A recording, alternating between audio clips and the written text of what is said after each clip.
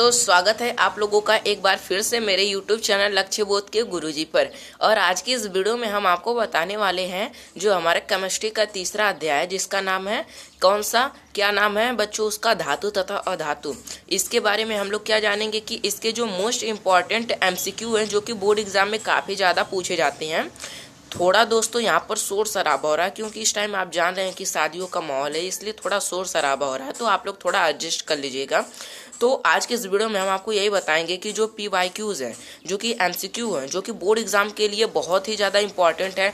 जैसा कि आप जानते हैं कि बोर्ड एग्जाम में जितने भी MCQ पूछे जाते हैं वह खासकर पिछले वर्ष के ही MCQ होते हैं, वे घुमा फिरा कर पूछे जाते हैं। तो आज के इस वीडियो में हम लेकर आए हैं आपके लिए मोस्ट इंपॉर्टेंट MCQ, जिनका बोर्ड एग्जाम 2027 में आने का बहुत ज़्यादा चांस बन रहा है। तो इस वीडियो को एंड तक देखिएगा। यदि आपको ये वीडियो पसंद आती है तो वीडियो को लाइक करके चैनल को सब्सक्राइब कर दीजिएगा, ताकि आगे आने वाली वीडियो सबसे पहले आप तक पहुँच सके। चलिए बिना किसी देर के वीडियो की शुरुआत करते हैं। हमारा सबसे पहला प्रश्न कौन सा है कि एंटीमनी है या फिर आर्सेनिक है। इसी का दूसरा नाम है कि एंटीमनी या फिर आर्सेनिक क्या है। तो कौन सा हमारा सही ऑप्शन हो जाएगा यहाँ पर अधातु। अधातु कैसे पहचाने, अधातु नहीं होगा, यहाँ पर उपधातु होगा। सॉरी गलती हो गई है, यहाँ पर उपधातु होगा, यानी ऑप्शन सी क्या हो जाएगा, बिल्कुल करेक्ट होगा। अब यहाँ पर प्रश्न नंबर दूसरे का क्या कहना है कि अधातु इनमें से कौन है, यानी अधातु चारों ऑप्शन में से कौन है। तो फ्लोरीन क्या हो जाएगा, अधातु है। तो ऑप्शन बी क्या हो जाएगा हमारा, बिल्कुल राइट हो जाएगा। प्रश्न नंबर तीसरे का क्या कहना है कि आघात वर्धनीयता प्रदर्शित करता है, यानी धातुएं क्या करती हैं, आघात वर्धनीयता, यानी जिनमें आघात होता है उन्हें क्या कहते हैं, आघात वर्धनीयता कहते हैं। और धातुएं आघात वर्धनीयता के गुण को क्या करती है, प्रदर्शित करती है। अब यहाँ पर धातु कौन सी है, तांबा, यानी ऑप्शन डी क्या हो जाएगा, बिल्कुल राइट हो जाएगा। अब प्रश्न नंबर चौथे का क्या कहना है कि धातु है, यानी चारों ऑप्शन में से कौन से धातु है। तो जो हमारी लिथियम है ये क्या है, धातु है, यानी ऑप्शन बी क्या हो जाएगा, बिल्कुल करेक्ट हो जाएगा। प्रश्न नंबर पांचवे का क्या कहना है कि ठंडे तनु अम्ल से हाइड्रोजन गैस बनाता है, यानी जिंक जो होता है वह ठंडे तनु अम्ल से हाइड्रोजन गैस बनाता है, यानी ऑप्शन सी क्या हो जाएगा, बिल्कुल करेक्ट हो जाएगा। अब प्रश्न नंबर छठवें का क्या कहना है कि कौन सी धातु ठंडे जल के साथ अभिक्रिया करती है, यानी ऐसी चारों धातुओं में से ऐसी कौन सी धातु है जो कि ठंडे जल के साथ क्या करती है, क्रिया करती है। तो यहाँ पर सही ऑप्शन क्या हो जाएगा हमारा, यहाँ पर ऑप्शन डी, यानी क्या हो जाएगा, सोडियम और कैल्शियम। अब मैं आपको पहचानने का ट्रिक बता रहा हूँ। आपने सक्रियता श्रेणी पढ़ी होगी, विद्युत रासायनिक श्रेणी जिसे कहा जाता है। उसमें जितने भी तत्व हैं 13 तत्व है, जिनका नाम आपको याद करना है, जिनका नाम क्रम से इस प्रकार है। मुझे कुछ याद है, कुछ थोड़ा भूल गया हूँ। Potassium, sodium, calcium, magnesium, aluminium, ferrous, ऐसे ही कुछ करके उनका नाम है। अभी भी मैं आपको लिख कर बताने का प्रयास करूँ तो बता सकता हूँ। यह चीजें आपको याद करनी है। और चारों ऑप्शन में से जो धातुएं सबसे ऊपर दिख जाएं, सबसे ऊपर वाली दिख जाएं, जैसे कि सोडियम, कैल्शियम सबसे ऊपर वाली धातुएं हैं, जबकि मैग्नीशियम जैसा ये नीचे वाली हैं। तो सबसे ऊपर वाली जो धातुएं होंगी वही क्या करेंगे, ठंडे जल के साथ क्रिया करेंगे। अभी मैं मान ले रहा हूँ कि सोडियम और कैल्शियम न रहता और कोई नीचे स्थित धातु रहती, तो हम लोग मैग्नीशियम एवं जस्ता मारते हैं। तो ये हमारा जो ऑप्शन होता है वो क्या होता है, बिल्कुल करेक्ट होता है।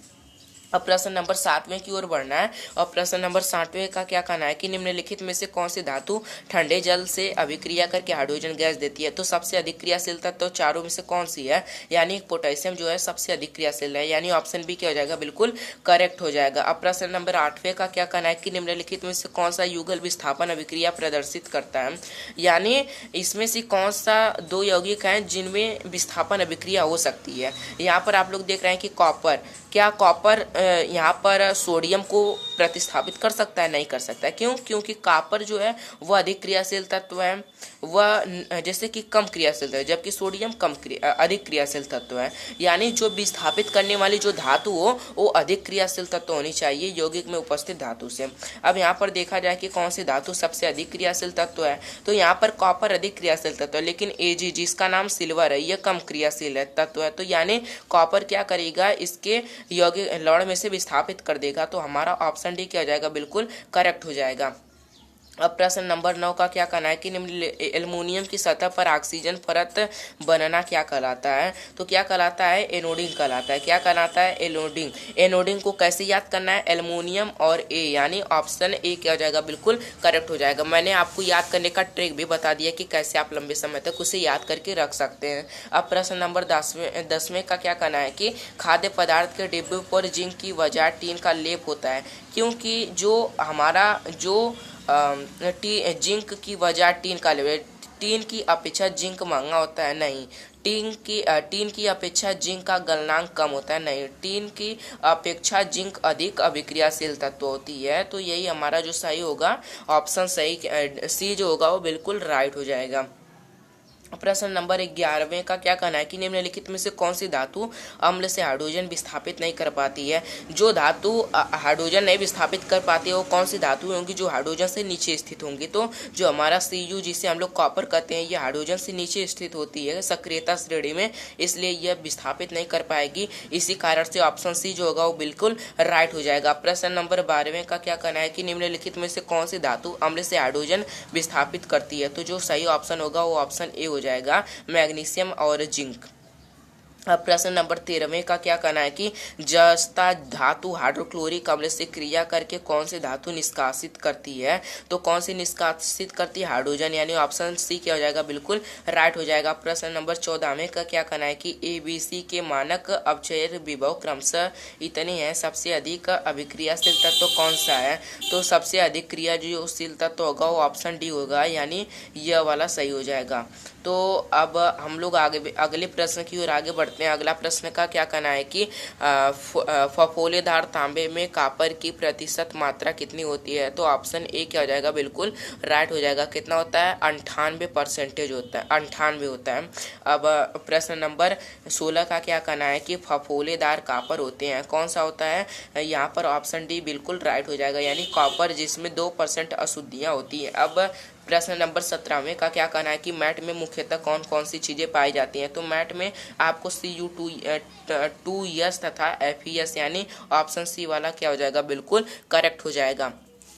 अब प्रश्न नंबर 18वें का क्या कहना है कि ताम्र ग्लांस का रासायनिक सूत्र कितना होता है। तो कौन सा हो जाएगा, ऑप्शन ए क्या हो जाएगा बिल्कुल राइट हो जाएगा, Cu2S हो जाएगा। अब प्रश्न नंबर 19 का क्या कहना है कि परावर्तनी भट्टी का उपयोग कहाँ पर होता है। तो कहाँ पर होता है, निस्थापन में होता है, यानी ऑप्शन बी क्या हो जाएगा बिल्कुल राइट हो जाएगा। अब प्रश्न नंबर 20वें की ओर आगे बढ़ते हैं। प्रश्न नंबर 20 का क्या कहना है कि मुद्रा मिश्र धातु होती है, इसमें कौन कौन सी चीज़ें मिश्रित होती हैं। तो कौन कौन सी चीजें मिश्रित होती हैं, कॉपर और यहाँ पर टीन और क्या हो जाएगा यहाँ पर पी, यानी हमारा क्या हो जाएगा पी का मतलब क्या होता है, यहाँ पर थोड़ा देखना पड़ेगा पी का मतलब क्या होगा, दिमाग में भी चढ़ नहीं रहा है। अगर आपको आ रहा है तो कमेंट कर दीजिएगा, यानी ऑप्शन ही क्या हो जाएगा बिल्कुल राइट हो जाएगा। प्रश्न नंबर 21 का क्या कहना है कि कैल्शियम फास्फेट का सूत्र कितना होता है। तो कैल्शियम फास्फेट का जो सूत्र होता है वो कितना होता है, Ca3PO4 का होल ट्वाइस, यानी ऑप्शन ए सी क्या हो जाएगा बिल्कुल राइट हो जाएगा। प्रश्न नंबर 22 का क्या कहना है कि पीतल क्या है। पीतल एक मिश्र धातु, यानी ऑप्शन डी क्या हो जाएगा बिल्कुल करेक्ट हो जाएगा। प्रश्न नंबर 23 का क्या कहना है कि निम्नलिखित में से कौन सी धातु उष्मा की कुचालक होती है, यानी कुचालक होती है, चालक नहीं होती है, यानी कौन सा हो जाएगा हमारा ऑप्शन सी सीसा हो जाएगा, जिसे पीबी लीड के नाम से जाना जाता है। प्रश्न नंबर 24 का क्या कहना है कि शुद्ध वायु है, शुद्ध वायु कैसा है, एक समांगी मिश्रण है, यानी ऑप्शन ए क्या हो जाएगा बिल्कुल राइट हो जाएगा। प्रश्न नंबर 25 का क्या कहना है कि सामान्य तापक्रम तथा दाब में द्रव के रूप में पाई जाने वाली अधातु कौन सी है। तो कौन सी है, ऑप्शन सी यानी ब्रोमीन क्या हो जाएगा बिल्कुल राइट हो जाएगा। अब प्रश्न नंबर 26 का क्या कहना है कि उभयधर्मी ऑक्साइड कौन कौन से है। उभयधर्मी ऑक्साइड कौन सा है, ऑप्शन सी यानी हमारा जो एल्युमिनियम ऑक्साइड है यह क्या हो जाएगा बिल्कुल राइट हो जाएगा। प्रश्न नंबर 27 का क्या कहना है कि निम्नलिखित में से कौन सी धातु कमरे के ताप पर ठोस अवस्था में नहीं पाई जाती है। तो कौन हो जाएगा, मरकरी हो जाएगा, जिसे हम लोग क्या कहते हैं पारा के नाम से जानते हैं, Hg जिसका क्या होता है संकेत होता है। अब प्रश्न नंबर 28 का क्या कहना है कि कार्बोनेट अयस्क को सीमित वायु में उच्च ताप पर गर्म करके ऑक्साइड प्राप्त करने की क्रिया को क्या कहते हैं। तो क्या कहा जाता है बच्चों, निस्तापन कहा जाता है, यानी ऑप्शन ए क्या हो जाएगा बिल्कुल राइट हो जाएगा। प्रश्न नंबर 29 का क्या कहना है कि 72 कोष में 7 इलेक्ट्रॉनों वाला तत्व कौन सा होता है। तो कौन सा होता है, अधातु, यानी ऑप्शन ए क्या हो जाएगा बिल्कुल राइट हो जाएगा। प्रश्न नंबर 30 का क्या कहना है कि कौन निम्नलिखित में से कौन अधातु है। तो कौन अधातु है, यहाँ पर हीलियम क्या है, अधातु है, तो ऑप्शन सी क्या हो जाएगा बिल्कुल राइट। तो दोस्तों आपको ये वीडियो कैसी लगी कमेंट करके बताइएगा, और आप अगली वीडियो किस टॉपिक पर चाहते हैं ये भी कमेंट कर दीजिएगा, ताकि वीडियो बनाने में थोड़ा आसानी हो। धन्यवाद, मिलते हैं किसी अगली वीडियो में नए टॉपिक के साथ।